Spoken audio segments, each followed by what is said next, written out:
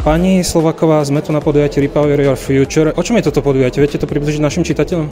Je to konferencia, ktorá v podstate má prepájať ľudí z biznisu, so školstvom, s učiteľmi a so žiakmi a študentami, ktorých tu môžete nájsť. Týka sa to len študentov tohto kraja, alebo je to všeobecne myslené? Je to celoslovenská aktivita. Na túto akciu sa mohlo prihlásiť v podstate hocikto z celého Slovenska. Či už sú to školy zapojené v našich programoch, alebo ktoré nie sú v podstate v našich programoch a nespolupracujú s nami a tým pádom sa možno môžu namotivovať a začať s nami spolupracovať.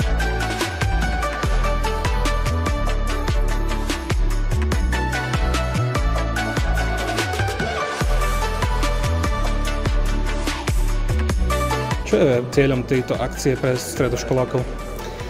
Tak hlavným cieľom je to, aby načerpali nejakú inšpiráciu do budúcnosti od veľmi zaujímavých speakerov, ktorých tu máme. Budeme sa baviť o úspešných podnikateľských príbehoch, o tom, ako možno riadia svoju firmu, o tom, ako sa prepájajú naše programy s tým biznisovým svetom. Budeme možno modelovať nejaké soft skills a nachádzať silné stránky tých jednotlivých ľudí, ktorí sú tu. Máme to chápať ako taký prvý základný ročník tohto podujatia na Slovensku? Dá sa to tak povedať, keďže ten projekt Repower Your Future štartuje tento školský rok pre nás. Bude to dvojdňový program, máte nejakých špeciálnych hostí?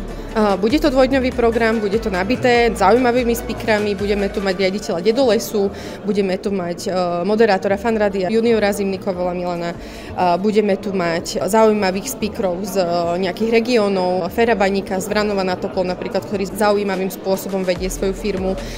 Budeme tu mať herečku Lenku Baridlíkovú, ktorá bude mať zaujímavý workshop o tom, ako používať svoj hlas. Budeme sa venovať aj hluku, budeme sa venovať vzdelávaniu ako takému, kde sa môžu tie deti, ale aj biznisoví ľudia vzdelávať, akým spôsobom. Budeme sa baviť o úspešnom podnikateľskom príbehu Bilenky, ktorá je odtiaľto zo Žiliny.